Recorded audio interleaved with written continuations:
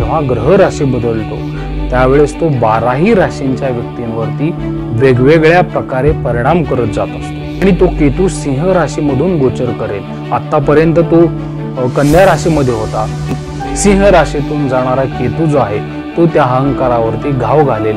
केतू ह कालर दृश्यो धूम्र वर्णस्तु छायापुत्रहा। श्रीराम। व्हिडिओ मित्रांनो शेवटपर्यंत नक्की ऐका, कारण की वेगळं काहीतरी मला सांगू वाटलं म्हणून मी तुमच्या समोर हा व्हिडिओ घेऊन येत आहे। बऱ्याच जणांना असं वाटतं की माझ्या राशीला अमुक ग्रह आला तमुक ग्रह आला म्हणून मला 7.5 सुरू झाली, किंवा माझ्या राशीला गुरुबळ चांगलं म्हणून चांगले दिवस आले। तर मित्रांनो, प्रत्यक्षात शास्त्राची संकल्पना अशी नाहीये। ज्यावेळेस एखादा ग्रह त्या राशीमध्ये प्रवेश करतो ना, त्यावेळेस त्या राशीचा स्वभाव असतो, त्या राशीची काही तत्वे असतात, त्या तत्वांवरती आणि स्वभावावरती तो परिणाम करत असतो। म्हणून मी बऱ्याच वेळा हेच सांगतो, जेव्हा ग्रह राशी बदलतो त्यावेळेस तो 12ही राशींच्या व्यक्तींवरती वेगवेगळ्या प्रकारे परिणाम करत जात असतो। मग ह्याच्यामध्ये ह्या परिणामांपासून आपण वाचण्यासाठी स्वतःमध्ये जर काही बदल घडवून आणले तर त्याचे परिणाम आपल्याला चांगलेही मिळू शकतात। राहू, केतू, गुरु, शनी हे मित्रांनो मंद गतीने चालणारे ग्रह आहेत। म्हणजे 13 महिन्यासाठी गुरु, 2.5 वर्षांसाठी शनी, राहू केतू 18 महिन्यांनी आपली राशी परिवर्तन करतात। तर तसंच काही आता परिवर्तन जे आहे ते केतूचं होणार आहे आणि तो केतू सिंह राशीमधून गोचर करेल। आतापर्यंत तो कन्या राशीमध्ये होता आणि पुढील तो 1.5-2 महिन्यामध्ये आता सिंह राशीमध्ये म्हणजे वक्री गतीने तो सिंह राशीमध्ये येईल आणि 18 महिन्यासाठी असेल। मग आता मित्रांनो, इथं ज्यावेळेस तो सिंह राशीमध्ये प्रवेश करेल ना, तो त्या राशीचे बळ शोषून घेईल। पहिल्यांदा आपल्याला केतू काय आहे आणि सिंह राशी काय आहे ह्याची संकल्पना थोडी समजून घ्यावी लागेल। मग आपल्याला लक्षात येईल की त्याचा परिणाम आपल्या आयुष्यावरती कशा प्रकारे होऊ शकतो। जरी तुम्ही कोणत्याही राशीचे असला तरी सुद्धा तो तुमच्या मनावरती आणि विविध घटनांवरती परिणाम करेल। केतू आणि सिंह राशीचे गुणधर्म काय आहेत? केतू हा छायाग्रह असून तो मुक्ती, आध्यात्मिकता, गूढ शक्ती आणि कर्मफल दर्शवतो। तो भूतकाळातील संस्कार, अनाकलनीय अनुभव आणि अंतर्मुखता निर्माण करणारा एक छायाग्रह आहे। सिंह राशी मित्रांनो ही सूर्याच्या आधिपत्याखाली येते। सूर्य हा आत्मशक्ती, नेतृत्व, सत्ता, प्रतिष्ठा आणि अहंकारही दर्शवतो। पण सिंह राशीत जन्मलेले लोक जे असतात ना, ते स्वाभिमानी, प्रभावशाली आणि नेतृत्वक्षम असतात। केतू सिंह राशीत आल्यावर मग काय घडू शकते? केतू आणि सिंह यांचा स्वभाव मित्रांनो परस्पर विरोधी आहे। सिंह सत्ता आणि प्रसिद्धीकडे आकर्षित करतो, तर केतू सगळं सोडून द्यायला प्रवृत्त करत असतो।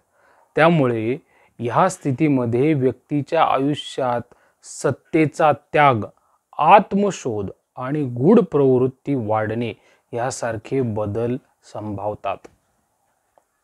मुख्य प्रभाव काय असू शकतो? सत्तेपासून दूर जाण्याची प्रवृत्ती तयार होते। मोठ्या पदावर असलेल्या लोकांना अचानक राजीनामा देण्याची पण गरज भासू शकते किंवा सत्ता गमावणे पण शक्य होते। मानसिक गोंधळ आणि आत्मसंशोधनाची पण गरज भासत असते। आयुष्याचा उद्देश मित्रांनो आत्मशोध करण्यासाठीच असतो आणि त्याची गरज जी आहे ती त्या व्यक्तीला जाणवण्यास सुरुवात होते। त्याच्यामध्ये रुची त्याच्या अंतर्मनात तयार होण्यास सुरुवात होत असते। आत्मकेंद्रित असलेली व्यक्ती जी आहे ना, ती अचानक कोणत्या ना कोणत्या तरी त्याग करण्याच्या विचारामध्ये असते। मग तिला प्रसिद्धीपासून त्याग वाटतो किंवा पैशातून त्याचं मन उडतं, किंवा काही जी लोक जे असतात ना, जी उच्च कोटीची आध्यात्मिक साधना करण्यास फार इच्छुक असतात ना, तर त्यांच्यासाठी एक चांगलं वातावरणही तयार होत असतं। तर व्यक्तीचा स्वभाव गूढ होतो, आत्मविश्वास कमी होतो आणि समाजापासून त्याला कधी-कधी दूर राहण्याची पण इच्छा होत असते। प्रसिद्धी मिळूनही व्यक्ती स्वतःच्या निर्णयांवरती शंका घेत राहते। त्यामुळे मित्रांनो कसं होत असतं की केतू हा ग्रह जो आहे तो सिंह राशीचं जे तत्व आहे, आत्मसन्मान, अभिमान, शक्ती, अहंकार याच्यावर घाव घालणारं ते केतूचं तत्व आहे आणि तो त्याचं बळ पूर्ण शोषून घेईल। म्हणून तर मित्रांनो परमात्म्याने अशी लीला केली असेल की नेहमी सूर्याला आणि चंद्राला पण ग्रहण लावणारे राहू आणि केतू तयार केले, ज्यामुळे काय होईल मित्रांनो, अहंकाराचं वर्चस्व जे आहे ते ह्या जगामध्ये फार काळ टिकू राहणार नाही. क्षणभंगूर अहंकाराचं सत्य कळण्यासाठी राहू आणि केतूची उत्पत्ती झालेली असू शकते. आणि असंच जे आहे मित्रांनो, हे 12ही राशीच्या व्यक्तींच्या मानसिकतेबरोबर घडेल. मग तुमची कोणतीही रास असू दे, मेष पासून मीन पर्यंत कुठलीही रास असेल, तर तुमच्यामध्ये काही ना काहीतरी कुठून मित्रांच्या संगतीतून, इतरांच्या संगतीतून अशा प्रकारचे गुणधर्म आलेले असतात की जिथून कुठंतरी मनाला एक छोटासा अहंकार चिटकलेला असतो. तर त्या अहंकारावरती घाव घालणारे तत्व जे आहे ते तत्व केतूच आहे आणि ते कुठं ना कुठंतरी आपल्याला आपल्या अहंकारावरती परिणाम करताना बारकाईने दिसून येईल. मग ह्याचा मित्रांनो त्रास कोणाला होत असतो? जो अहंकाराच्या जास्त आहारी गेलेला आहे. प्रत्येक सामान्य व्यक्तीमध्ये कुठं ना कुठं तरी अहंभाव हा असतोच. तो अहंभाव जाणं इतकं सोपं नाहीये. त्यासाठी फार मोठा संत आणि महात्म्यासारखा वैचारिकता आणि तशी वृत्ती अंगीकारावी लागते, तशा प्रकारची भक्ती करावी लागते, तरच ते शक्य होत असतं. त्यामुळे प्रत्येकाच्या मीपणाला घाव घालणारी जी प्रवृत्ती आहे ती केतू इथं समाजामध्ये तयार करत असतो आणि मग त्याला निमित्त लागत असतं. कोणतं ना कोणतं तरी निमित्त तयार होतं आणि त्या निमित्तामधूनच आपल्याला केतू दाखवत असतो की तुझा जन्म ॲक्च्युली झालाय कशासाठी, आत्मबोध करण्यासाठी झालेला आहे. हा केतू तुम्हाला कुठं ना कुठं तरी मनाला दाखवण्याचा प्रयत्न करत असतो, सांगण्याचा प्रयत्न करतो, जाणवून देण्यासाठी काही ना काहीतरी मुद्दामून स्वतःसमोर घटना घडवण्याचा प्रयत्न करत असतो. केतूचं स्वरूपच मित्रांनो कसं आहे माहिती आहे का? केतू ह कालर दृश्यो धूम्रवर्णस्थू छायापुत्रहा, हे बृहत पाराशरी होराशास्त्रामध्येच सांगितलेलं आहे. केतू हा काळाचे प्रतिनिधित्व करणारा अदृश्य आणि धूसर वर्णाचा छायापुत्र आहे. त्यामुळे काळ हा बलवान आहे जे आपण कधी कधी म्हणतो ना, तर तीच उपाधी या केतूला आपण देऊ शकतो. त्यामुळे मग आपल्याला ह्या गोष्टींचा त्रास होऊ नये ह्यासाठी आपण उपाययोजना काय करू शकतो मित्रांनो? जिथं जिथं तुम्हाला वाटेल की कुठेतरी माझ्यामध्ये मीपणा किंवा अहंकार जास्त जागृत होतोय, तिथं तुम्ही स्वतःवरती ताबा ठेवून अहंकार कमी करणं, स्वतःला शांत ठेवणं फार गरजेचं आहे. कधीही अहंकार मनाला जास्त चटक लावू देऊ नये.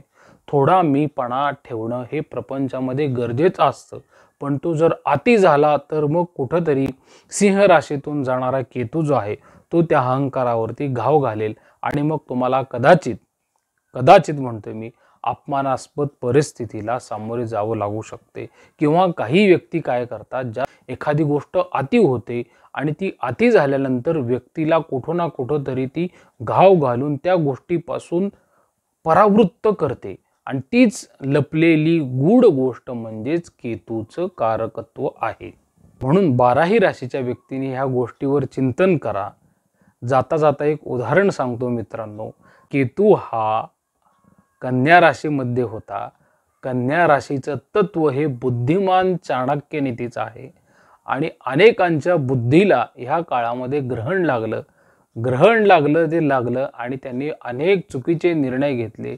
ज्या लोकांना बुद्धीचा अहंकार होता त्यांना पण ठेच बसलेली आहे आणि ज्यांनी त्यांच्या वाणीतून काही चुकीचे शब्द बोलले गेले त्यांनाही केतूनी दंड दिलेला आहे.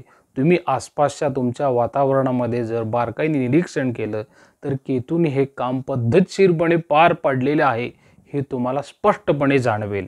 त्यामुळे मला असं म्हणायचं आहे, आता केतू सिंह राशीमध्ये आहे, त्यामुळे सिंह राशीमध्ये जे काही गुणधर्म आहेत त्यापासून तुम्ही लांब राहा किंवा ते केतूला आवडणारे नाहीत ते गुणधर्म तुम्ही तुमच्या मनामध्ये घेऊ नका. अन्यथा केतू तुमच्या राशीला कितीही चांगले ग्रहमान असले, कितीही चांगल्या ग्रहदशा असल्या, मूळ पत्रिकेमध्ये कितीही बलवान ग्रहयोग असले तरी सुद्धा केतू तुम्हाला त्याचा फायदा मिळवू देणार नाही आणि हेच कर्म सिद्धांत आहे.